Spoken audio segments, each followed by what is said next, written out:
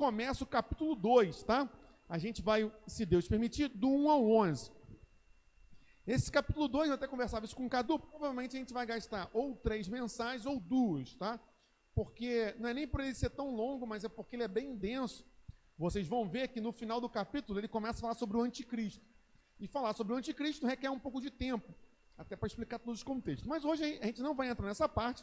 Hoje a gente vai do 1 ao 11, que diz assim: Meus filhinhos, escrevo-lhes estas coisas para que vocês não pequem. Mas se alguém pecar, temos advogado junto ao Pai, Jesus Cristo, o justo.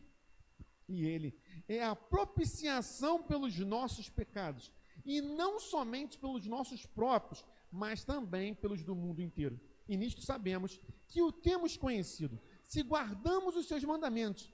Aquele que diz, eu o conheço, mas não guarda os seus mandamentos, esse é mentiroso. E a verdade não está nele, mas quem guarda a sua palavra, nele verdadeiramente tem sido aperfeiçoado o amor de Deus. Nisto sabemos que estamos nele. Quem diz que permanece nele, mas nele, esse deve também andar assim como ele andou. Amados, não lhes escrevo um mandamento novo, mas um mandamento antigo, que vocês tiveram desde o princípio. Esse mandamento antigo é a palavra que vocês ouviram. Por outro lado, o que lhes escrevo é um mandamento novo, aquilo que é verdadeiro nele e em vocês, porque as trevas vão se dissipando e a verdadeira luz já brilha. Quem diz estar na luz, mas odeia o seu irmão, está nas trevas até agora. Quem ama o seu irmão permanece na luz, e nele não há nenhum tropeço. Mas quem odeia o seu irmão está nas trevas, anda nas trevas e não sabe para onde vai, porque as trevas lhe cegaram os olhos. Vamos orar mais uma vez? Senhor nosso Deus, nosso Pai, é com temor e tremor que nos aproximamos da Tua palavra. Ilumine nosso entendimento, a fim de aprendermos sobre Ti, Deus, sobre a Tua vontade para as nossas vidas, para cada aspecto nosso. Louvado seja o Teu nome, Senhor. Muito obrigado por tudo. Perdoa os nossos pecados, em nome de Jesus. Amém. Podemos sentar, meus irmãos? Só virar o retorno um pouquinho. Bem, eu botei no grupo, em alguns grupos da igreja, o esboço da mensagem. Jean, eu te mandei. Aí no WhatsApp agora. Então, caso alguém queira o esboço da mensagem e não tenha recebido, me pede ou veja no grupo aí, que às vezes fica mais fácil acompanhar a mensagem. Por sinal, deixa eu abrir o meu esboço aqui, que fica mais fácil também para mim. Bem, estamos dando continuidade à carta de João. Não tenho como comentar aquilo que eu falei semana passada, mas só lembrando uma característica da carta. Isso facilita quando a gente vai ler. João, diferente de Paulo, eu falei isso semana passada, repito, Paulo, quando escrevia, Paulo escrevia um raciocínio contínuo. Então, Paulo, por exemplo, se você pegar Romanos, ele vai acrescentando novas informações e desenvolvendo-as. João não é assim. João usa um método muito mais circular de escrita. Então, vocês vão ver que João repete muitas vezes o mesmo tema, tá?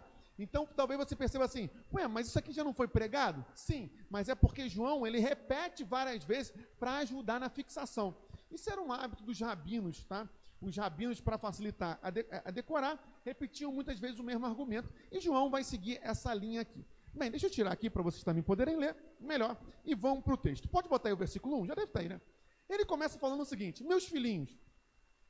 Isso aqui é uma expressão carinhosa, tá, meus irmãos? Que João vai usar como meus amados, como alguém carinhoso para com aqueles aos quais ele está falando.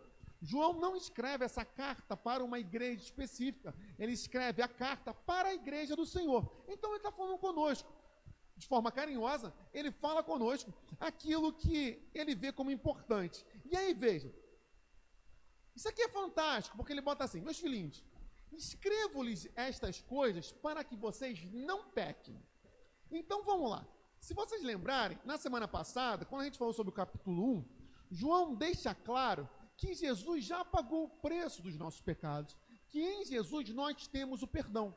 Só que João faz questão de frisar o quê? O fato de Cristo ter pago o preço dos nossos pecados não faz com que a gente não peque mais. Na verdade, nós continuamos a ser pecadores. Por isso, então, ele fala de forma taxativa: escrevo-lhes essas coisas para que vocês não pequem. Então, a primeira coisa qual é? Que nós temos que ter a consciência que somos pecadores. Sim, fomos libertados da escravidão do pecado. Sim, a gente tem trabalhado isso aqui nas quartas-feiras quando a gente está fazendo a exposição de Romanos 6, 7 e 8. Mas veja, o fato de sermos libertos da escravidão do pecado pela graça, não faz com que nós não pequemos mais. Nós continuamos a ser pecadores. A diferença é que agora nós não somos mais escravos do pecado. Isto é, nós não precisamos mais permanecer em pecado. E aí, não vou desenvolver isso porque a gente já desenvolveu isso algumas vezes, mas eu acho isso aqui de uma beleza. Sabe por quê, meus irmãos? Veja. Ele fala assim: escrevo-lhes essas coisas para que vocês não pequem. Ora, se ele está escrevendo isso para que nós não pequemos, é porque existe uma oportunidade. Qual é a oportunidade? De nós não pecarmos. Meus irmãos, é uma beleza tão grande nesse versículo, porque veja, se João está falando assim, não pequem, é porque nós temos a oportunidade de não pecar. Isso é o Evangelho. Hoje eu e você, veja, é por isso que a gente tem que saber como a gente lê a Bíblia. Isso aqui não é um chicote para falar assim, não peque miserável. Não, isso aqui é para falar, olha meu filhinho, meu querido, meu irmão, minha irmã, você em Cristo pode não pecar. Você pode vencer esse pecado que talvez te aflija há tanto tempo. Você e eu enquanto ser humano também sou pecador, assim como João, assim como Paulo, em Cristo Jesus, temos a oportunidade de vencermos o nosso pecado. E ao falar no mês da família, quantos pecados, meus irmãos, têm destruído as famílias? E eu não falo só sobre traição, sobre adultério, é claro que isso também, mas sobre a violência. Vocês sabem que durante a pandemia, a violência doméstica cresceu exponencialmente. E o quanto isso tem destruído famílias, meus irmãos. Violência, quer seja física, que aí entra nas questões legais, mas quer seja uma violência afetiva.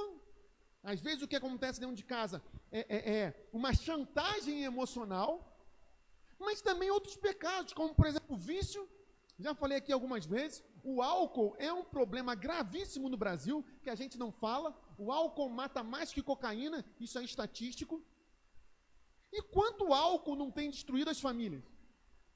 E a gente pode falar de quantos pecados, mas em Jesus, e aqui está a grande beleza desse texto, é que ele está escrevendo para nós, porque há uma esperança. Veja, escrevo-lhes essas coisas para que vocês não pequem. Portanto, há uma esperança.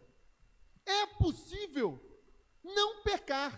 É claro que invariavelmente, em algum momento pecaremos, mas que isso se torne cada vez mais raro, até que chegue o ponto que nós nem nos lembremos a última vez que pecamos.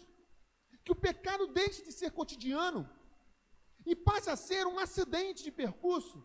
Mas existe essa possibilidade, porque se não existisse, não faria sentido essa frase. Não faz sentido você falar para uma pessoa assim,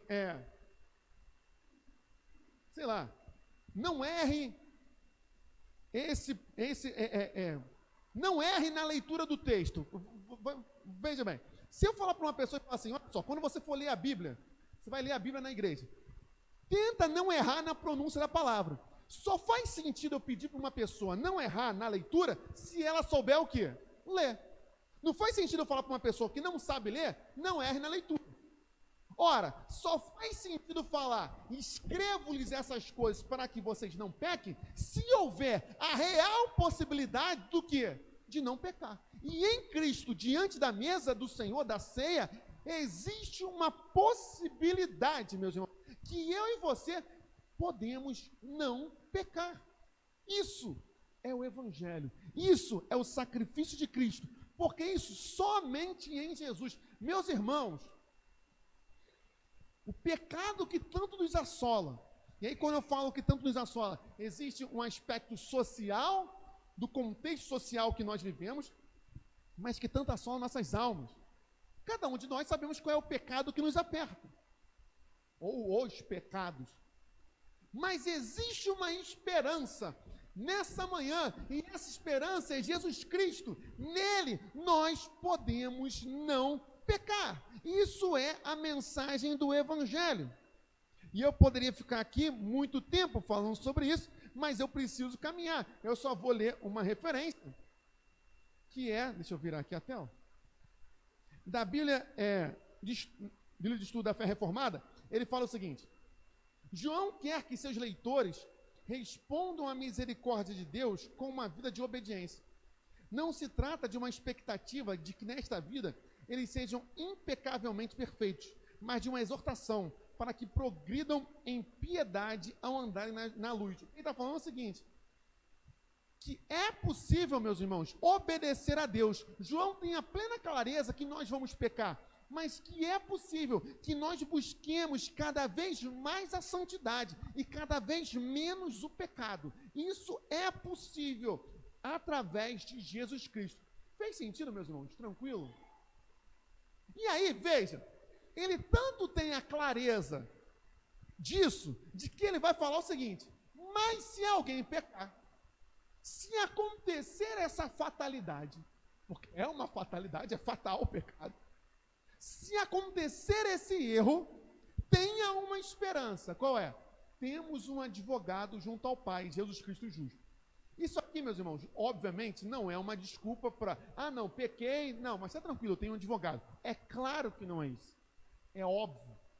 Até por isso que ele faz a gente começar falando, não pequem, não pequem.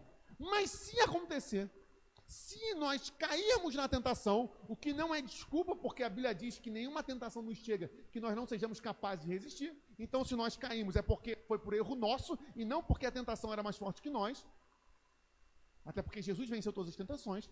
Mas se nós caímos na tentação, nós temos um advogado junto ao Pai, Jesus Cristo justo. Isso aqui é muito interessante, porque a palavra original aqui é a mesma lá do Evangelho de João, é Paracletos. O mesmo Paracletos, quando ele fala assim, e enviarei um outro Consolador, que é um outro Paracletos, a gente traduz como Consolador, é a mesma palavra aqui. Então, o que ele está falando?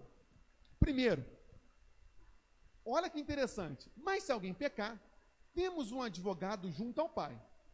Por quê? O Pai é o juiz. Mas nós temos, né, que mais está parecendo que eu estou fazendo uma contradição, nós temos Jesus Cristo, o justo. Esse advogado, por ele ser justo, e aí não é justo só no fato dele ser correto, é justo porque na justiça dele, o Pai não nos condena. O que acontece é simples, nós pecamos, mas o Pai não nos condena por quê? Porque Jesus já pagou o preço do nosso pecado, por isso que ele é o advogado junto ao Pai, aquele que pagou o preço, que pagou o salário do pecado, que é a morte, por isso que Jesus morreu. E aí, aí sim eu tenho vários comentários para fazer. Vamos lá. A Bíblia, eu peguei aqui no Champlin, é aquela enciclopédia versículo por versículo. Ele comenta o seguinte, aqui a palavra advogado, que é o Paracletos. Esse vocábulo subentende alguém convocado, olha só, quem é Jesus? É alguém convocado ao lado, a fim de ajudar. Portanto, um ajudador, um consolador, um mediador, um intercessor, um advogado. Meu irmão, minha irmã, nessa manhã, você tem um ajudador, um consolador, um mediador, um intercessor, um advogado. Você tem Jesus. E aí, mas veja, isso é uma via de mão dupla, por quê?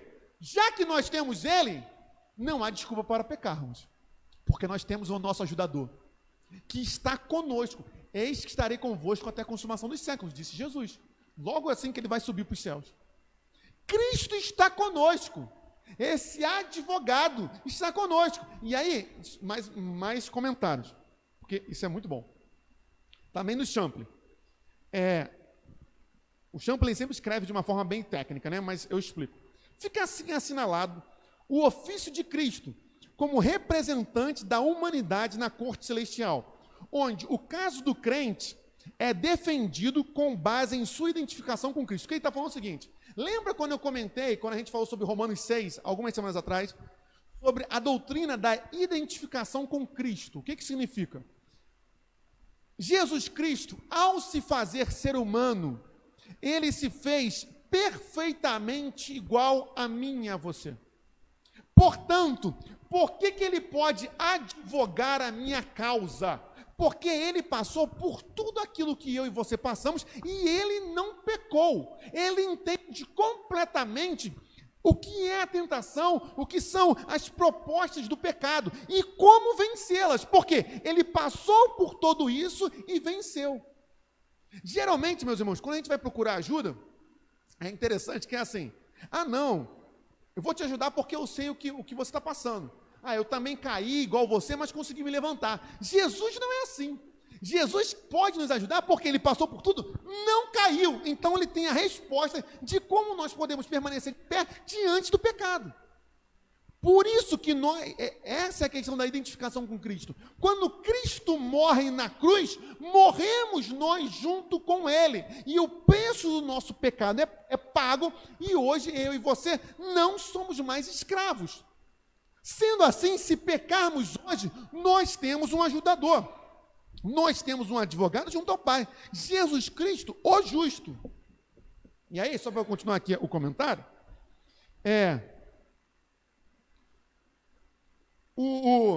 isso aqui é muito interessante. O Dr. Shedd fala o seguinte: a intercessão de Cristo é a aplicação contínua da sua morte para a nossa salvação. O que significa isso? Que Jesus Cristo, meus irmãos, sim, historicamente ele morreu na sexta-feira, mas a morte de Jesus continua valendo todos os dias da nossa vida. Então, todos os dias que nós pecamos, o preço do pecado é pago em Cristo. Quando nós nos arrependemos, pequei hoje, mas o preço do pecado é pago em que me arrependi. Cristo pagou o preço e lavados somos desse pecado. Por isso que ele nos defende. Sim, não é para nós pecarmos. Escrevo-lhes essas coisas para que vocês não pequem. Mas se alguém pecar, temos um advogado junto ao Pai. E aí termino citando Lutero. Lutero fala algo maravilhoso sobre esse texto. Ele fala o seguinte: logo, esse texto deve ser pintado com letras de ouro e escrito no coração. Escreva no seu coração. Por isso, deveriam pensar e dizer: Cristo, sei que és o único advogado, consolador e mediador, e não duvido que sejas isso para mim. Atenho-me firmemente com o coração a isso e creio. O que Lutero está falando é o seguinte, meus irmãos: por exemplo, hoje a gente vai falar isso para quem está na linha do trem. Cristo é o seu advogado, mas nós precisamos ter isso para nós. E aí, as duas partes do versículo, termos para nós que não devemos pecar, mas se acontecer, crermos que temos um advogado. Sabe por quê, meus irmãos? Existem dois extremos. O primeiro extremo, que é 99, se não 100% de quem está lá fora, que é qual? A pessoa está no pecado, está nem aí. Geralmente, com o crente não é isso. É claro que em alguns casos o crente quase que, nem sei nem se é crente realmente, vai pecando e meio que desiste. Mas geralmente com o crente é o oposto. O crente peca e aí ele cai na tristeza e na angústia do pecado. E sim, isso é verdadeiro. Só que às vezes parece que, pequei, realmente. Me arrependi. Se eu me arrependi, meus irmãos, lavado estou. Tem as consequências? Tem, não estou negando as consequências. Às vezes a pessoa vai ter que sair de um cargo da igreja, às vezes tem até consequências legais, se eu roubar, eu vou ser preso. Não estou discutindo isso. O que eu estou discutindo é o seguinte: pequei. Não vou participar da ceia porque eu estou em pecado. Gente, então você não sabe que você tem um advogado junto ao Pai. Você está dizendo que o seu pecado é maior do que aquilo que Cristo fez. E isso está errado. Pequei, o que eu tenho que fazer? Me arrepender verdadeiramente. Mas uma vez me arrependi verdadeiramente, já não há acusação. Por quê? Porque temos um advogado que nos defende junto ao juiz. Portanto, Satanás não tem autoridade e direito de acusação, porque o salário do pecado já foi pago na cruz. Nós precisamos ter a plena clareza disso, que temos um advogado fiel e justo. E justamente por ele ser justo, que é injusto eu continuar querendo pagar por algo que já foi pago. Se eu quero pagar um preço por conta do meu pecado, eu estou falando que o preço de Jesus não foi suficiente. Por isso que esse negócio de ficar pagando promessa é uma heresia gigantesca. Ou ficar chicoteando, eu sei que a gente não faz isso, né? Mas quantas pessoas não faz isso fisicamente, às vezes a gente faz isso emocionalmente, né? Eu falava isso com alguns alunos, alunos da faculdade. Tem gente que mutila o corpo, se corta o corpo. Tem gente que faz automutilação na alma. fica machucando a própria alma, quer seja com relacionamentos, quer seja com decepções. Meus irmãos, em nome de Jesus, temos um advogado. Tomemos posse disso. Como disse Lutero aqui, creiamos nisso. Cristo és o único advogado, consolador e mediador. E não duvido que seja isso para mim. Para mim. Fez sentido isso tudo, meus irmãos? Amém? Tranquilo? Foi? Amém? De boa? Bem, sendo assim, a gente vai passar agora para o versículo mais complexo. Eu não acho complexo, não. Só que gosto de polemizar algumas coisas. Mas agora a gente vai aprofundar com força, tá? Pode passar, por favor. Versículo 2.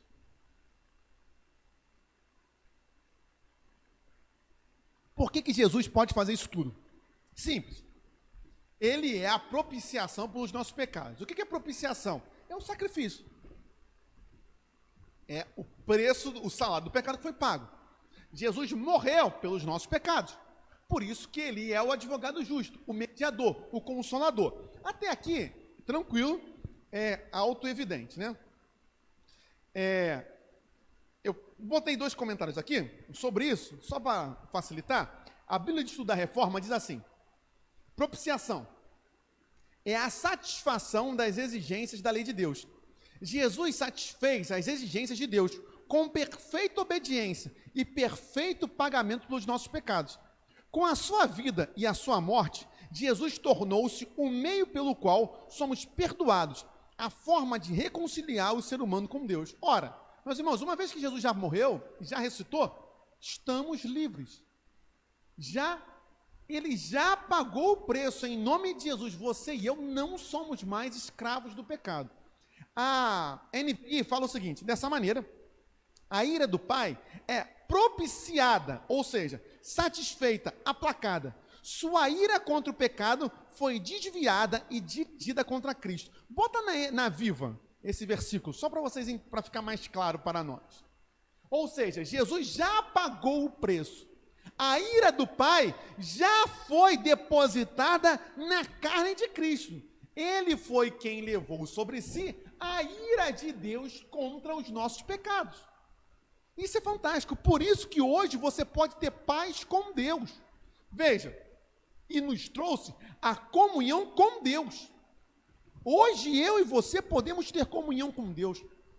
Hoje eu e você, sabe aquela angústia que fica do pecado? Hoje nós podemos ter paz com o Criador, porque Jesus já levou sobre si a ira de Deus. Por isso que Isaías 53 vai falar que ao Senhor agradou moê-lo. Por que Deus se agradou em moer Jesus? Porque Jesus estava levando a consequência do pecado. A ira de Deus recaiu sobre Jesus. Por isso que hoje, quando o Pai nos olha, o Pai não nos olha mais com ira, mas sim com perdão, porque Jesus já pagou o preço. Meu irmão, minha irmã, Jesus já pagou o seu preço. Seja livre do pecado, em nome de Jesus. Isso inclui a sua família. Novamente, é tempo, meus irmãos, de famílias purificadas do pecado. O que destrói as famílias é o pecado, meus irmãos. Porque o pecado sempre é ausência de amor. Em nome de Jesus, que tenhamos famílias santas e santificadas em Cristo. Para tanto, precisamos de Jesus. Você pode ir a 1 milhão de congressos de família. E glória a Deus por todos os congressos de família. Mas sabe, e aí você pode aprender muitas coisas. Mas sabe o que você realmente precisa na sua família? Jesus. Jesus. É isso que nós precisamos, é de Jesus. O resto, não estou negando o resto. Existe técnica para se falar com o filho, existe técnica para se falar com o pai, existe técnica para relacionamento, existe terapia familiar. Não estou negando nada disso. O que eu estou dizendo é que não vai adiantar nada disso tudo se não houver Cristo. E é porque é Cristo que pagou o preço dos nossos pecados e nos traz a comunhão com Deus. Imagina, meus irmãos, uma família em comunhão com Deus. É possível. E não precisa ser daqui a 20 anos. Nós precisamos de Jesus. De Jesus. De Jesus. Volta para NA, por favor. E agora entra uma grande discussão. Que para mim não tem discussão nenhuma. Mas como na teologia isso surgiu, eu irei comentar. A gente vai gastar um tempo bom agora aqui. E não somente pelos nossos próprios. Então vamos lá. Ele é a apropriação pelos nossos pecados. Então, Jesus pagou o preço dos nossos pecados. E aí João fala assim, e não somente pelos nossos próprios, mas também pelos do mundo inteiro. A pergunta qual é? Que mundo inteiro? Você pode falar assim, mas não é óbvio? Para mim é óbvio. E para muita gente é. Só que o calvinismo vai dizer que quando fala aqui, mas também pelos do mundo inteiro, esse mundo inteiro não é o mundo inteiro, é o mundo inteiro dos eleitos. Existe algo, uma doutrina calvinista, que diz que a eleição, ela não foi para, ou melhor, que o perdão de Jesus não foi para todos. Que o perdão de Jesus foi só para um grupo restrito de pessoas. Bota o slide aí. E aí, eu queria mostrar para vocês como isso aqui, a discussão é grande. Olha, isso aqui é a Bíblia de Estudo da Reforma, e aqui é a Bíblia de Estudo da Fé Reformada. Olha como elas vão falar sobre o mesmo versículo, completamente o oposto. Isso é muito interessante. Olha só, vamos lá. Bíblia de Estudo da Reforma. Jesus fez satisfação completa pelos pecados de toda a humanidade. Toda a humanidade. Desde o início do mundo até o último dia. Ele veio para que provasse a morte por todo homem, Hebreus 2:9. Até mesmo por aqueles que o rejeitam, renegando o soberano Senhor que os resgatou, 2 Pedro 2:1. Esses textos repudiam o falso ensino de uma expiação limitada, que Cristo não fez expiação por toda a humanidade, mas somente pelos eleitos. Agora, olha o que a Bíblia de Estudo da Fé Reformada vai falar. Reparem, meus irmãos, olha como é interessante. Este versículo não significa que o Senhor tensionasse que a expiação pagasse pelos pecados de todas as pessoas, sem exceção. Em vez disso, afirma que há apenas um sacrifício disponível a qualquer pecador, ou seja, o sacrifício de Cristo. Esse sacrifício é eficaz para todos os que crerem, mas os únicos que crerão são os eleitos por Deus, para a salvação desde a fundação do mundo. Jesus fez expiação somente pelo seu povo eleito. Olha como é o oposto.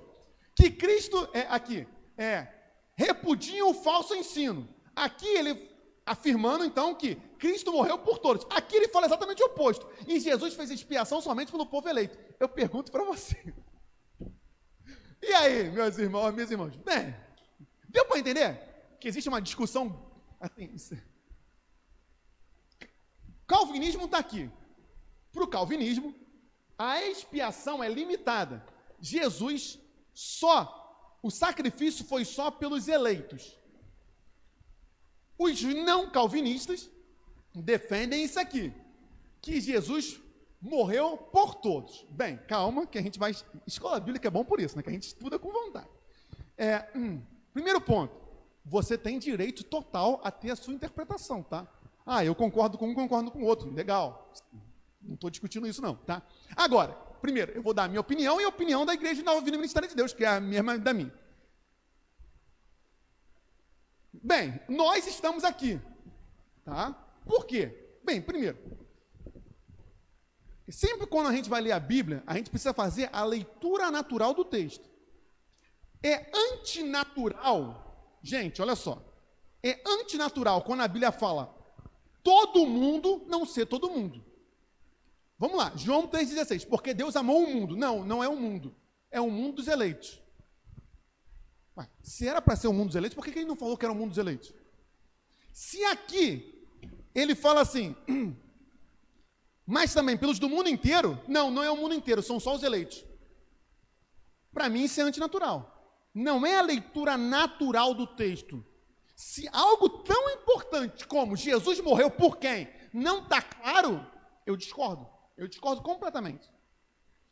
Para mim, a leitura natural é, se a Bíblia falou pelo mundo inteiro, é pelo mundo inteiro, gente. Ué, está escrito pelo mundo inteiro. Não adianta querer ficar dobrando o grego para falar que não é o mundo inteiro. É o mundo inteiro. Até porque ele vai reforçar aqui com outros argumentos. Então, quando em Hebreus fala por todo homem, não é todo homem. Quando fala em 2 Pedro, é que renegando o soberano Senhor que os resgatou, então não era todo mundo. Então João 3,16 não é para todos. Se João 3,16 não é para todos, meus irmãos, como é que a gente vai pregar? Como é que a gente prega se João 3,16 é só para um grupo restrito de pessoas? E aí eu queria mostrar algo mais. Só para perguntar. deu para entender, meus irmãos, que assim, a doutrina calvinista vai dizer que somente os salvos, que Jesus só morreu pelos salvos. Isso que significa dizer expiação limitada. Jesus só morreu pelos salvos. Enquanto que a doutrina não calvinista vai dizer que Jesus morreu por todos, pelos salvos e pelos não salvos. Isso está claro. Eu sei que pode parecer algo muito, mas isso aqui é aprofundamento. Tem alguma lógica no calvinismo? Tem. Porque o que eles defendem é o seguinte: se eu falar que Jesus morreu por aquele que não foi salvo, eu estou dizendo então que o poder da morte de Jesus não foi tão forte. Não tem nada a ver. Mas só para explicar para vocês que essa é a lógica do argumento calvinista, tá? E aí eu queria mostrar algo também. Volta lá para o versículo. Veja bem. Existe um problema gigantesco se eu falar que esse mundo inteiro aqui é só os salvos. Porque olha só. Eu vou ficar falando eleitos, tá? Mas eleitos é igual a salvos, salvos é igual a eleitos. João falou assim: e ele é a propiciação pelos nossos pecados. Ok. Qual para mim é o grande erro? O grande erro é que eles só leem esse final aqui, mas também pelos do mundo inteiro. Só que esquecem que tem isso aqui. E não somente pelos nossos, mas também pelo do mundo inteiro. Porque olha só, se o mundo inteiro Jesus só morreu pelo mundo inteiro dos salvos, tem um problema. Qual é? João não estava salvo. Porque olha só, e não somente pelos nossos, mas ele bota o mais, também pelos do mundo inteiro. Se não ficou claro, eu vou explicar. Olha só. Eu sou médico. Aí, seria a mesma coisa que eu falar assim: e não somente pelos meus, mas também por todos os médicos. Ora, se eu falar assim, e não somente pelos meus, mas também por todos os médicos, fica claro que eu não sou o quê? Médico. Porque se eu estou falando também, mas também pelos médicos, é porque eu não faço parte desse grupo. Quer ver? Agora vai ficar fácil. Eu sou flamenguista. Vamos supor que o mundo inteiro fosse vascaínos. Aí eu falaria assim: Jesus morreu por mim que sou flamenguista, mas também pelos dos vascaínos. Faz sentido. Por quê? Porque eu sou flamenguista, e aí eu boto um mais, eu faço uma partícula de contradição e boto um outro grupo que eu não faço parte. Agora, não faz sentido eu falar o seguinte: Jesus morreu por mim que sou flamenguista, mas também por todos os flamenguistas. Isso não tem lógica. Eu já sou flamenguista, para que eu vou falar que ele morreu também por todos os flamenguistas? Já está incluso. Deu para entender, meus irmãos? Então, se eu ler assim, e não somente pelos nossos, e é que, veja, é João e os seus leitores, mas também pelos do mundo inteiro, se esse mundo inteiro aqui são os salvos, João não estava salvo, nem os seus leitores. Porque não faz sentido esse mais, que é a contradição. O mais é uma contradição. Só faz sentido esse versículo se você entender da seguinte forma: Jesus morreu pelos nossos pecados, nós que somos salvos, mas também pelos do mundo inteiro, que não está salvo. Aí faz sentido. Por isso que eu falei, a gente precisa ler a Bíblia no sentido natural do texto. É antinatural eu achar que esse mundo inteiro não inclui todo mundo. Não inclui todo mundo. Portanto, qual é a posição da INVA de Deus? É que nós não acreditamos numa expiação limitada. Nós acreditamos que Jesus morreu por todos os pecadores. Mas nem todos os pecadores serão salvos. Por quê? Porque nem todos creram. Veja que uma coisa não anula a outra. Meus irmãos, e aí entenda bem, se Jesus não morreu por todos, não faz sentido a gente ir hoje lá. Não faz sentido. A defesa do calvinismo qual é? Mas você não sabe quem vai ser salvo, quem não vai. Sim, não sei. Mas eu vou estar pregando com certeza para pessoas que não vão ser. E aí não faz sentido. Agora, quando eu penso, e aqui está o consolo, de que Jesus morreu por todos, do mais miserável ladrão da cruz, até por mais, sei lá, até por Moisés, até por João, até por Paulo. Meus irmãos, não tem pecado tão grande que o amor de Cristo não cubra. Eu faço uma explanação doutrinária e faço uma aplicação prática, né? E aí, John Wesley fala algo muito bom aqui. John Wesley fala o seguinte: se o amor de Jesus não é por todos, então existem pecados que o amor dele não toca? Não, meus irmãos, não. E ele fala isso também, a mesma extensão do pecado, o amor de Deus é muito maior que essa extensão. Isso não é desculpa para pecado, mas isso é um consolo. Qual consolo? Que eu posso ser o mais infernal dos pecadores. Se eu me arrepender, Cristo tem salvação para mim e para você. E aí, pense na sua família. Talvez você tenha aquele parente que é do inferno, mas não perca a esperança. Não somos nós que convencemos, mas se o Espírito Santo tocar e essa pessoa se arrepender, há salvação. Meus irmãos, teve salvação para o ladrão da cruz. E caramba, para você ir para a cruz, você tinha que ser muito ruim. Você tinha que ser terrorista, né? Você tinha que cometer crime contra Roma. Jesus morreu por todos, meus irmãos. Todos vão ser salvos? Não, mas a graça é para todos. E aí, João 3,16, porque Deus amou o mundo de tal maneira que deu o seu Filho. Não é só os eleitos. Glória a Deus por nós eleitos. Mas pregamos o Evangelho para todos. E aí, só para terminar esse raciocínio, vamos aí. Tá vendo porque eu não consigo fazer um capítulo todo num dia? Fica por causa disso. Aqui eu peguei muitos comentários, tá? Até para corroborar com essa posição. Depois, quem quiser, dá uma lida aqui, fica legal. Vamos lá. Tá. E aí eu peguei várias pessoas que defendem a mesma coisa que a gente. O Champlin mesmo comenta o seguinte: precisamos rejeitar de pronto, ele é muito forte nas palavras, de pronto o absurdo da interpretação calvinista, que faz isso significar pelos pecados do mundo dos eleitos. O autor sagrado, entretanto, nega tudo isso. Não somente errado tal sistema, isto é, que Jesus só morreu por um grupo de pessoas, mas também, e eu concordo, degrada a qualidade e o potencial da missão redentora de Cristo. Exatamente. E aí ele comenta sobre 1 Timóteo 2,4, quando fala, o qual deseja que todos os homens sejam salvos. Meus irmãos, sem brincadeira, lá em Timóteo, Paulo fala assim, Deus deseja que todos os homens sejam salvos. O calvinista diz que não, que todos os homens não são todos os homens. Aí, com todo respeito, é dobrar muito o texto. Caramba, Paulo escreve literalmente, todos os homens sejam salvos. O calvinista vai falar, não são todos os homens, são todos os homens eleitos. Isso não faz sentido algum. Algum. Então, existe salvação para todos aqueles que se arrependerem, todos. Isso aqui é muito complicado. Por que não vira? Virou. Antes, o autor sagrado assevera que a redenção em Cristo é potencialmente universal. Olha, meus irmãos, agora, não há homem que não possa ser perdoado mediante a expiação no sangue de Cristo. Deus amou o mundo, e não somente o mundo dos eleitos. A NVI comenta o seguinte, o perdão mediante o sacrifício expiatório de Cristo não é limitado a um grupo específico. Tem aplicação mundial. Deve, contudo, ser recebido por fé. Esse versículo, portanto, não ensina o universalismo, que é, todas as pessoas serão salvas, mas que Deus é imparcial. É exatamente isso. Aqui não está falando que todos serão salvos, aqui está falando o seguinte, a salvação está disponível para todos. A mim e a você cabe o quê? Crermos e obedecermos em Jesus Cristo. Meus irmãos, existe salvação para você, para mim, para a sua casa, para o mais infeliz pecador. Teve salvação para Paulo, meus irmãos. Paulo matava cristão. Diz o texto em Atos que ele entrava nas casas e vinha arrastando e trazia para o meio da praça e apedrejava, como ele fez com Estevão. E teve salvação para Paulo.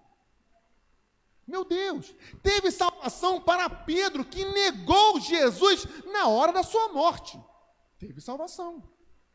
Então, a salvação está disponível para todos. Todos serão salvos? Não, só vai ser salvo quem? Quem crer, e crer é igual a obediência. Isso ficou pacificado, meus irmãos? Calma aí, deixa eu pegar aqui um outro like especial. Ficou? Eu acho isso maravilhoso. Assim, dava para a gente passar aqui um final de semana inteiro, porque assim, se você trouxer um calvinista aqui, ele vai refutar tudo que eu falei. E aí o negócio é maravilhoso, é uma discussão muito boa, mas prossigamos. Pode passar, por favor. E aí, João, ele vai trazer agora uma parte muito prática, que na verdade, isso fica muito claro como João andou com Jesus, né? Ele vai relembrar algo que Jesus falou. Lá, João 14, João 17, Jesus vai falar o quê? Quem é que ama Jesus? Aquele que me ama, guarda os meus mandamentos. Meus irmãos, é impossível nós dizermos que amamos a Cristo se nós não guardarmos os mandamentos. E ele vai citar isso. E nisto sabemos que o temos conhecido, se guardamos os mandamentos. Como é que eu sei se uma pessoa ou se eu mesmo conheço a Cristo? Se eu guardo ou não os mandamentos. Veja, eu acho que eu botei aqui, deixa eu ver.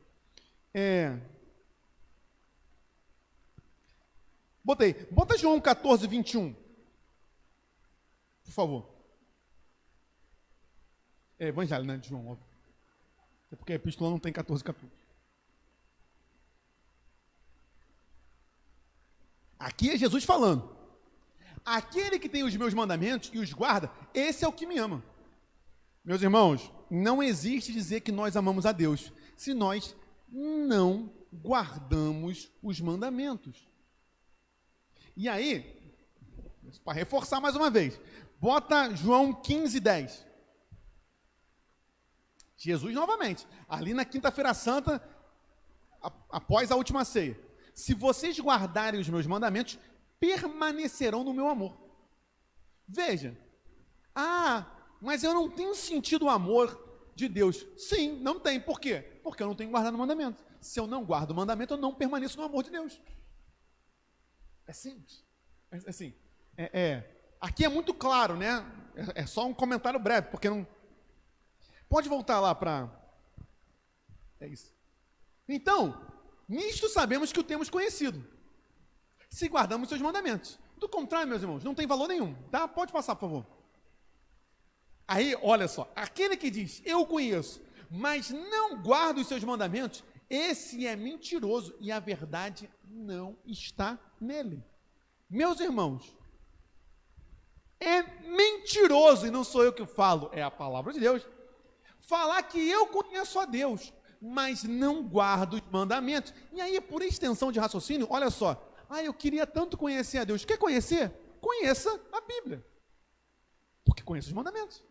É simples. A NVI fala algo muito interessante, não sei se você sabe, mas olha só. Em 1 João, né, a carta que a gente está, João escreve 42 vezes 2 verbos gregos que são traduzidos por saber e conhecer.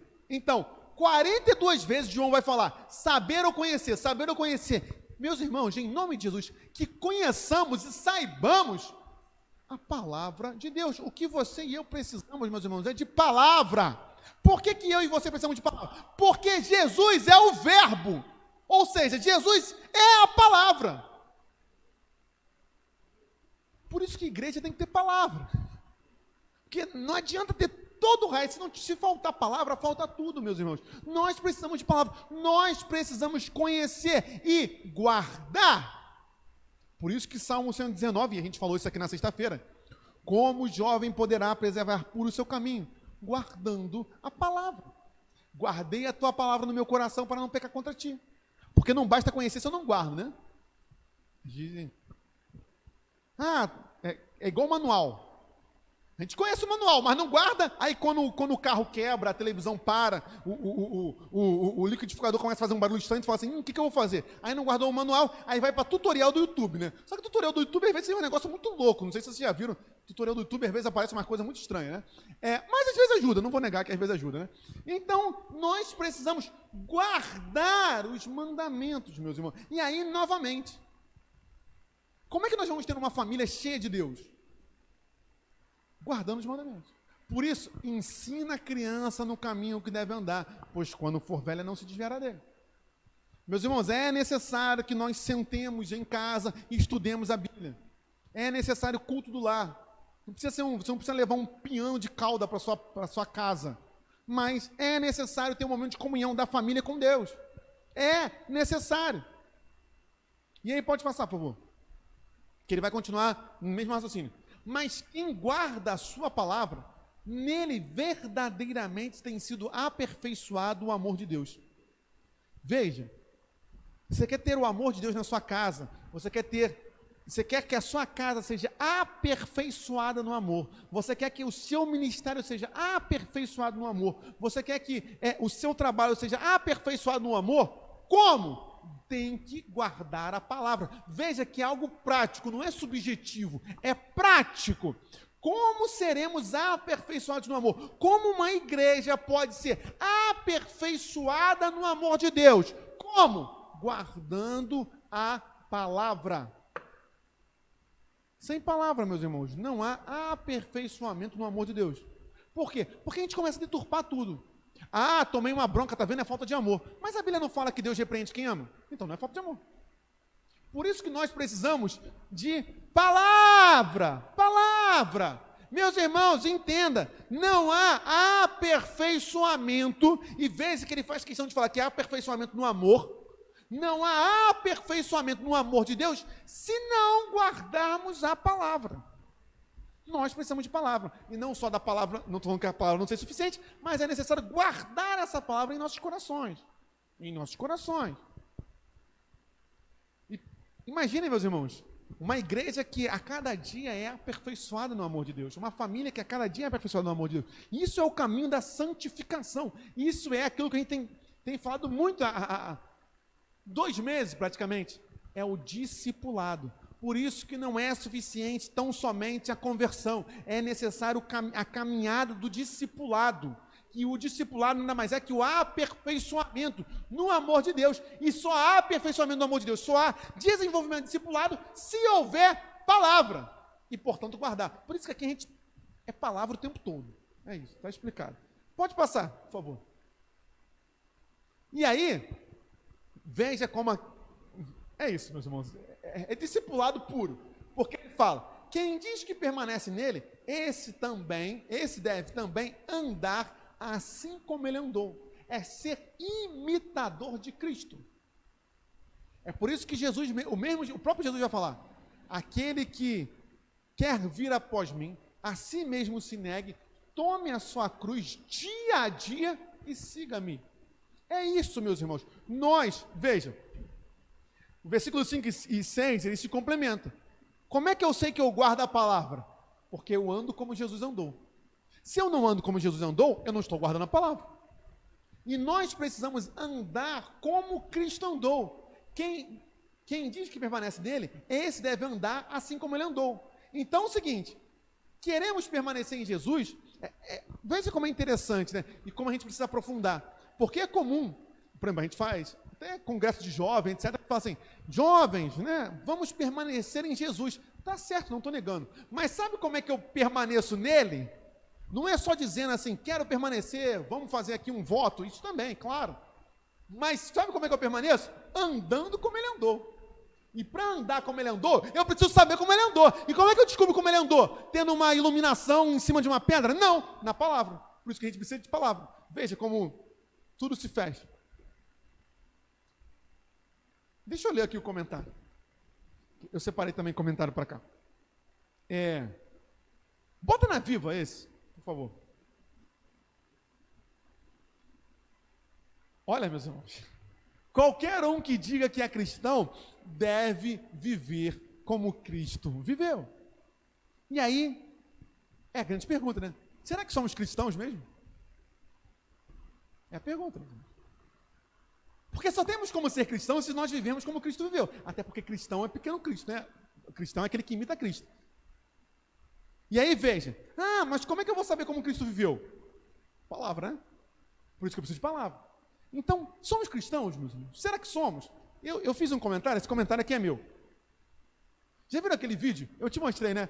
Que é o menino, fazendo um parênteses aqui, que eu falei que o comentário é meu. Já viram que o menininho vai fazer o trabalho da escola, aí ele fala assim, fonte? Para que fonte? Já viram esse vídeo? Eu tenho isso aqui, fonte, minha cabeça, não é isso que ele fala? Meu conhecimento. Falei, eu queria ser assim quando... É o Alessandro não precisa de fonte. O Alessandro bota minha cabeça, porque ele já sabe tudo.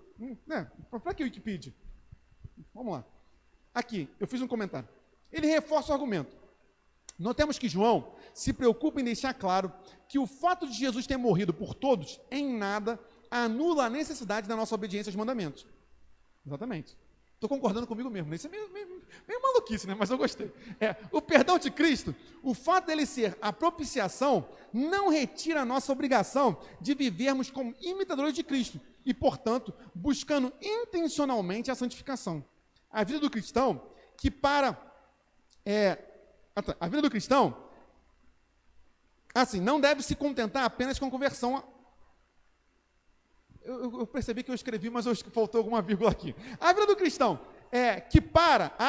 tinha que ter uma vírgula aqui. A vida do cristão que para, ou que se contenta com a conversão apenas e não busca arduamente, diariamente o discipulado, isto é, o tomar a sua cruz dia após dia e seguir a Jesus, é uma vida que não ama Cristo e, portanto, uma vida permanentemente em pecado. Quando vocês forem ler, botem a vírgula aqui. O que eu falei é o seguinte, é que o cristão que não busca intencionalmente, todos os dias, se aperfeiçoar na palavra, não ama Cristo.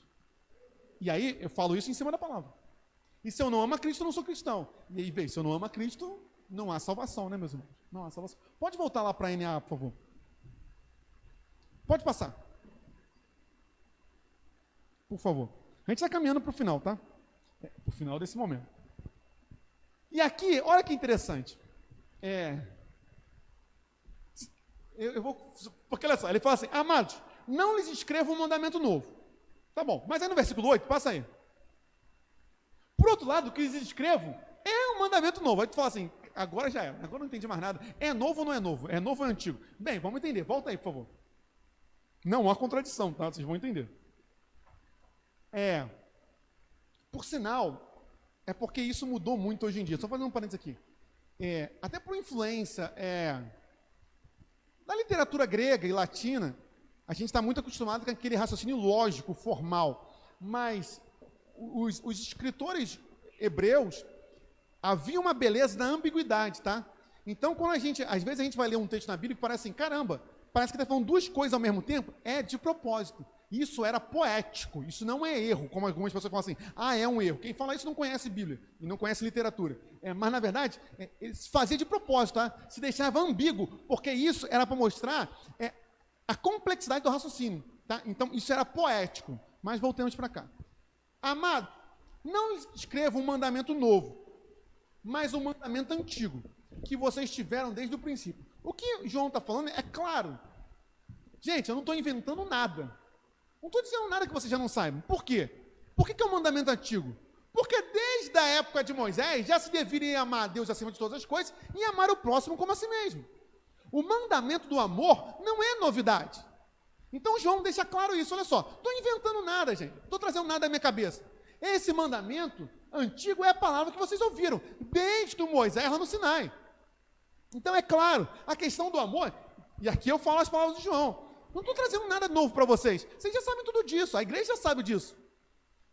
Questão do amor.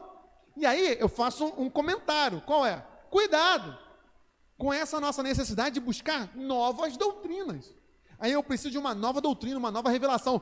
Precisa ter algo novo. Meus irmãos, novidade é Jesus que morreu e ressuscitou. Não tem mandamento novo. O mandamento é antigo. Por quê? Porque já está na Bíblia. Não tem que inventar nada. Por isso que não tem mais apóstolo. Porque apóstolo é aquele que trazia doutrina. Não tem mais doutrina para ser dita. A gente aplica e explica. Mas não tem mandamento antigo. Não tem mandamento novo. Só que aí ele vai falar o seguinte depois. Pode passar. E aí, por que ele fala isso? Por outro lado, o que lhes escrevo é um mandamento novo. Entenda. Aquilo que é verdadeiro nele e em vocês. Simples. Porque olha só. João está falando sobre o amor.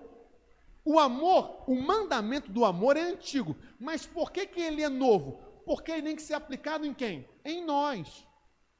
Então, o amor, ele é antigo e novo. É antigo porque a ordem de amar já é antiga, mas é novo porque se aplica hoje, dia 7, aqui. Não adianta eu conhecer isso aqui se eu não amar você, se nós nos amarmos. Por isso que o mandamento do amor, ele é antigo e novo. E aí ele faz questão, aquilo que, de deixar isso claro, aquilo que é verdadeiro nele, ou seja, na lei lá de Moisés e em vocês. O amor, ele precisa ser aplicado diariamente, a todo momento. Aquilo que a gente sabe, meus irmãos. A pessoa fala tanto que me ama, mas não demonstra. Fica difícil, né?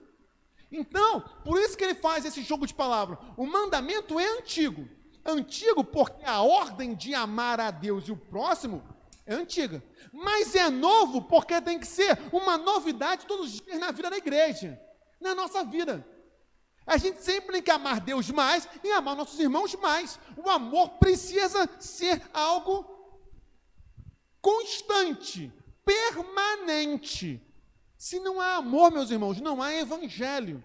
E aí eu estou falando de amor a Deus e amor aos irmãos, tá? Porque eu não posso dizer, isso ele vai falar no capítulo 4, que eu amo a Deus que não vejo, se eu não amar meu irmão que eu vejo. Essa é por isso que ele faz o jogo de palavras, antigo e novo. Agostinho vai falar, né? Ó beleza tão antiga e tão nova. É isso. Por que Deus é uma beleza antiga e nova? Antiga porque Deus sempre existiu, mas nova porque ele tem que fazer sentido hoje na minha vida. O amor de Deus é antigo? Porque Deus ama o mundo desde que o mundo surgiu. Mas o amor de Deus tem que ser novo. Por quê? Porque eu tenho que crer no amor de Deus hoje, agora para mim. Por isso que ele é antigo e novo, antigo e novo. Tem sentido, meus irmãos? Isso aqui? Belíssimo, né? Poético, muito bonito. Deixa eu ver aqui o que eu botei. Eu separei alguns comentários. Sim, aqui, eu botei isso. Comentário meu. Ele é novo e antigo. Antigo porque já estava na lei. Sim.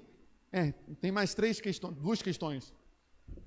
Então, ele é antigo porque já estava na lei, ele é novo porque precisa fazer sentido na minha vida, mas ele também é novo por quê? Porque Jesus aprofundou o mandamento. Como assim? A lei dizia, não matarás. Então, o que era pecado? Eu pego uma arma e mato uma pessoa. Jesus pegou o mandamento antigo, cumpriu o mandamento, mas Jesus aprofundou. O que Jesus fala? Não matarás, mas se você desejar a morte do teu irmão, já está pecando. Jesus ia falar isso sobre o adultério. A lei dizia o quê? Não pode, óbvio, adulterar. Jesus ia falar, olha só, o adultério não é só o ato, o adultério é o desejo. Então, meus irmãos, a novidade qual é? É a aplicação da intenção. Não, irmão, eu te amo, mas se no teu coração não é ódio, você já está em pecado. Você já está em pecado.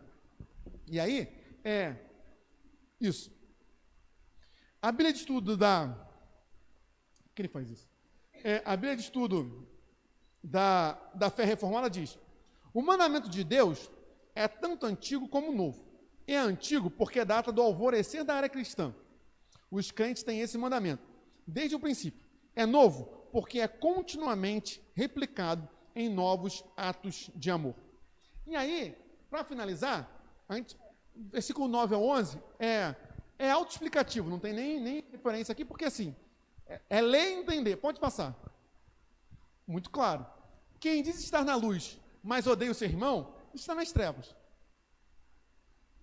Meus irmãos, não existe crescimento de igreja, não existe desenvolvimento do corpo de Cristo, se nós nos odiarmos. Nós temos que nos amar e fazer força para isso, porque muitas das vezes não é natural, tá? Muitas vezes a gente tem nossas questões, mas se nós dizemos que que somos luz, mas odiamos uns aos outros, e aqui está falando sobre a igreja, tá? Aqui está falando sobre irmão, estamos nas trevas até agora. Por isso nós precisamos de unidade, nós precisamos de amor na igreja, amor no corpo de Cristo. Pode passar. Quem ama o seu irmão permanece na luz e nele não há tropeço. O John Wesley diz que aquele que não ama tropeça em si mesmo. Exatamente. Veja, quer ter uma vida que não sem tropeços? Que haja amor, o amor de Deus. Isso vale para a família, gente. Isso vale muito para a família. Quer uma família sem tropeço? Que não está nas trevas, mas na luz, é necessário ter amor. E não é, gente, o conceito de amor mundano, né? É o amor em Deus e de Deus, tá? É o amor de Cristo. Mas veja, a gente tropeça tanto por quê? Por causa da ausência do amor. Ao faltar amor, nós tropeçamos em nós mesmos, que tropeçamos nos próprios pecados, no próprio egoísmo. Pode passar, exatamente isso. Mas quem odeia o seu irmão está nas trevas. Anda nas trevas e não sai para onde vai. Por isso que tropeça, por isso que cai.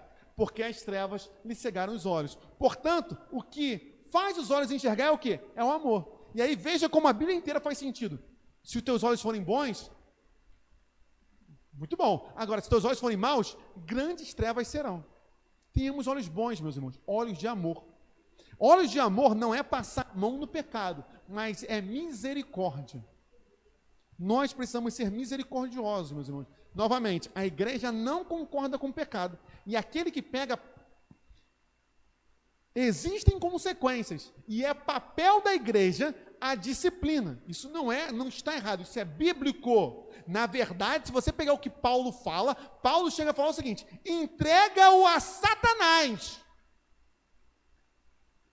que é a exclusão da igreja. É uma doutrina bíblica, não é o ponto, mas só para comentar para vocês. Paulo fala isso: entrega-o a Satanás, para que se conserve a alma. É exatamente o que Paulo fala. Veja, entrega a Satanás para a conservação da alma. Que loucura, né? Mas é o quê? Para que a pessoa caia e se arrependa, como o filho pródigo. Então a igreja jamais passa a mão no pecado, mas a igreja sempre exerce o quê? Misericórdia. A igreja não veio para esmagar aquele que já está quebrado. Eu conversava hoje com uma pessoa, hoje de manhã, estava chegando na igreja, a pessoa me mandou mensagem. Não é do nosso ministério, então não vem ao caso.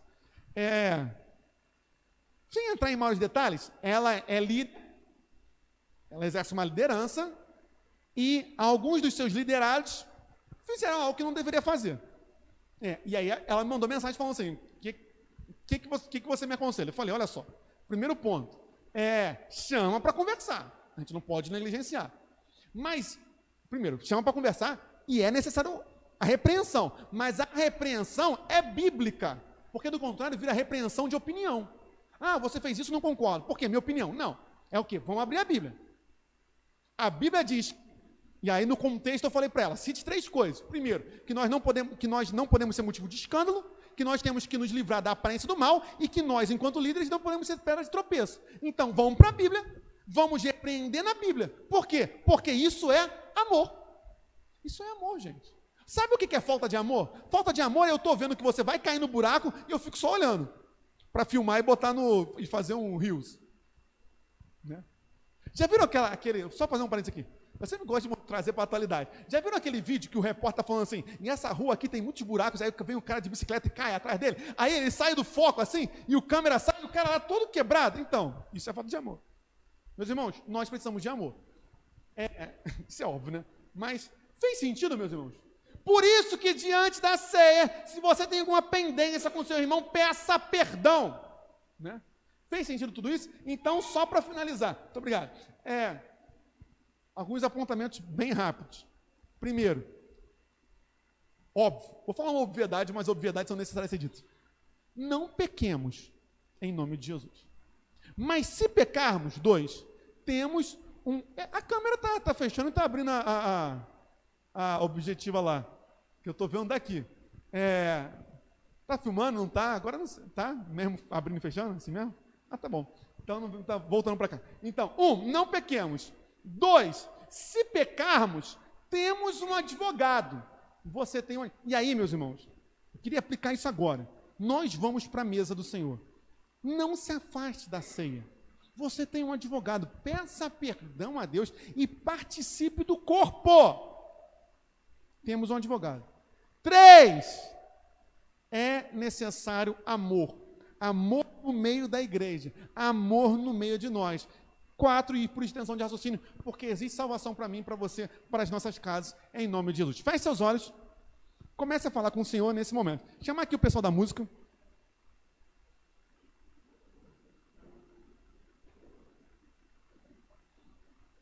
Como a gente está falando, quem pode participar da mesa? Todo aquele que tem Jesus como seu Salvador e já passou pelas águas do batismo. Mas a recomendação qual é? Examine-se, pois, o homem a si mesmo, depois coma do pão e beba do cálice. Então, peça perdão a Jesus Cristo. E, se você está em dívida com alguém, peça perdão a Deus e depois reconcilie-se com essa pessoa, principalmente com a sua família, porque estamos em mês da família. Chamar aqui o nosso pessoal do serviço de culto, em nome de Jesus. Você vai receber os elementos, não coma, não beba. Faremos isso na unidade do corpo de Jesus Cristo, em amor. Mas fale com o Senhor, meu irmão, minha irmã. Peça perdão a Deus nessa manhã. Peça perdão a Ele. Fale com o Senhor. Humilhe-se diante da presença do Senhor. Nós temos tempo suficiente para isso. Então, agora, fale com o Senhor. Vamos para a ceia. Não coma, não beba. Faremos isso juntos, em nome de Jesus.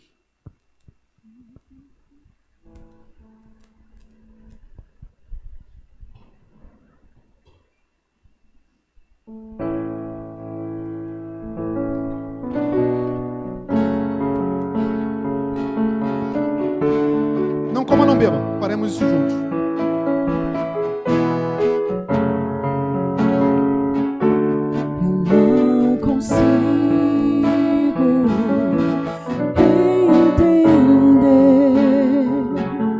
o que eu fiz pra merecer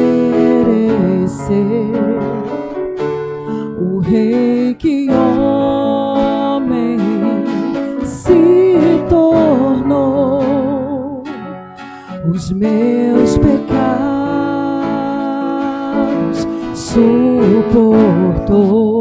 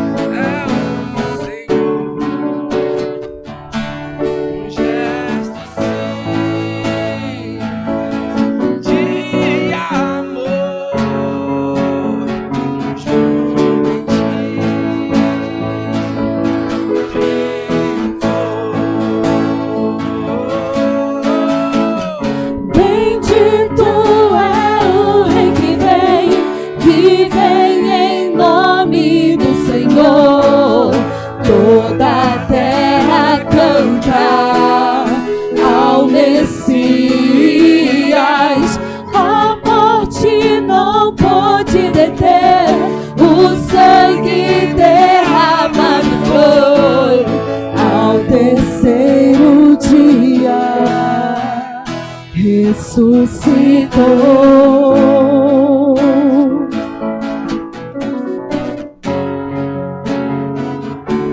Seu nome é Emanuel, o Rei dos Reis é o Senhor. Num gesto simples de amor, num jumentinho triunfou. Bendito é o Rei que vem em nome do Senhor. Toda a terra canta ao Messias.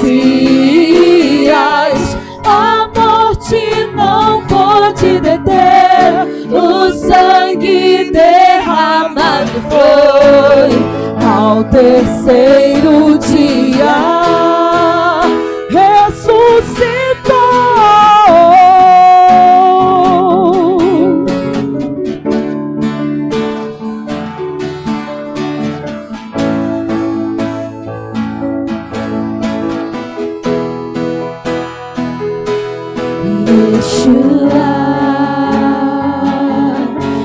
Yeshua, glória seja ao Rei, glorioso Salvador.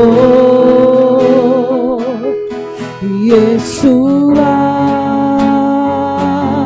Yeshua, glória seja ao Rei, glorioso Salvador. Yeshua, Yeshua, glória seja ao Rei, glorioso Salvador. Yeshua, Yeshua, glória seja ao Rei, glorioso Salvador. Bendito é o Rei que vem em nome do Senhor. Toda a terra canta ao Messias. A morte não pode deter, o sangue derramado foi. Ao terceiro dia ressuscitou. Pegue o pão, meu irmão, minha irmã. Pode abrir o recipiente. A palavra do Senhor nos diz: porque eu recebi do Senhor o que também lhes entreguei, que o Senhor Jesus, na noite que foi traído, pegou um pão e, tendo dado graças, o partiu e disse: isto é o meu corpo que é dado por vocês. Façam isso em memória de mim. Fale com o Senhor agora. Fale com Jesus Cristo, seu fiel advogado. No corpo de Cristo, meu irmão, minha irmã, existe poder para vencermos o pecado que há em nós. Fale com o Senhor nesse momento. Senhor, nós queremos nos humilhar diante da Tua presença e pedirmos perdão pelos nossos pecados, crendo que temos um perfeito advogado, Jesus Cristo, que nos perdoa, e que naquela cruz levou sobre si todos os nossos pecados. Por isso, Senhor, nós, na Tua memória, Deus, aqui estamos para Te glorificar. Vamos repetir todos. Nós comemos. Em nome do Pai, em nome do Filho, em nome do Espírito Santo de Deus. Comamos todos em memória de Cristo.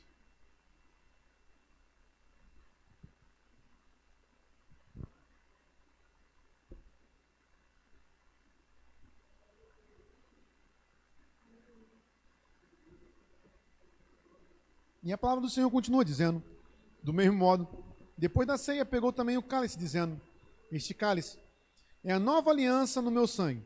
Façam isso todas as vezes que o beberem, em memória de mim. Porque todas as vezes que comerem este pão e beberem o cálice, vocês anunciam a morte do Senhor, até que Ele venha. Só que de cálice com alguém, abençoe uma vida agora, no amor da igreja de Jesus Cristo, em união, no corpo de Cristo. Faça isso. Te abençoe, minha diaconisa, em nome de Jesus. Deus abençoe, em nome de Jesus. Deus te abençoe cada vez mais, em nome de Jesus. Deus abençoe, em nome de Jesus. Toma aqui de cálice, ore. A gente tem uns minutinhos. Te abençoe, minha irmã, em nome de Jesus. Jesus Cristo venceu. Nós podemos vencer. Te abençoe, meu irmão, em nome de Jesus. Te abençoe, em nome de Jesus. Faça a sua oração. Fale com o Senhor. Abençoe essa vida. Se for da sua família, se achegue, se aproxime. Meio de família, meus irmãos. Em Cristo as famílias vencerão, em nome de Jesus. Faça a sua oração.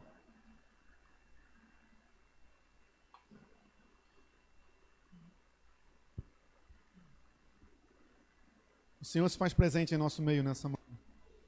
Te abençoe, em nome de Jesus. Senhor, nós queremos Te exaltar, Te louvar, Te glorificar pelo sangue de Jesus Cristo derramado na cruz do Calvário, que nos purifica de todo pecado e que hoje nos salva, nos alcança, nos justifica. Ó Senhor, louvado seja o Teu nome. Nos perdoe uma vez mais, Senhor, que possamos ser purificados e santificados por Jesus Cristo. Senhor, que nossas famílias, Deus, possam ser lavadas por esse sangue. Que nossas famílias possam ser transformadas pelo Evangelho de Jesus Cristo. Que nossas famílias possam ser salvas pelo poder da Tua palavra. Que haja amor nas nossas casas. Que haja amor no meio da igreja. Que haja amor entre os cristãos, entre os irmãos. Louvado seja o Teu nome. Vamos repetir todos. Nós bebemos. Em nome do Pai. Em nome do Filho. Em nome do Espírito Santo de Deus. Bebamos todos em memória de Cristo.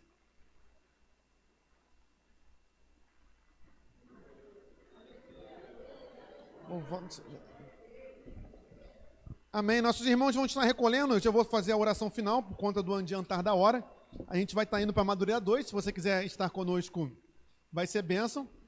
Em nome de Jesus. Se não, que você tenha uma tarde em paz, que o Senhor possa estar te abençoando e que, se for da vontade de Deus, possamos retornar aqui às 18 horas falando sobre famílias. Eu e minha casa serviremos ao Senhor. Feche seus olhos uma vez mais. Senhor, nos leve em paz para os nossos lares. Fique conosco em todas as atividades que ainda devemos fazer, Senhor. Já te entregamos o evangelismo ali em Madureira 2. Que vidas possam ser alcançadas pelo Teu amor e transformadas por Ele. Essa é a nossa esperança. Que o Senhor se faz presente, que o Senhor salva, assim como fazia na Bíblia e continua fazendo hoje. Seja conosco, Deus. Se for a Tua vontade, logo mais à noite possamos estar aqui novamente reunidos para Te louvarmos, para aprendermos sobre Ti. tem misericórdia de nós, que tenhamos um almoço em paz, em nome de Jesus. Mão no seu coração, meu irmão, minha irmã, que a graça do Senhor Jesus, o amor de Deus o Pai e as doces consolações do Espírito Santo de Deus, seja você e sua família, hoje para sempre, todos digam? Amém. Deus abençoe, até mais em nome de Jesus.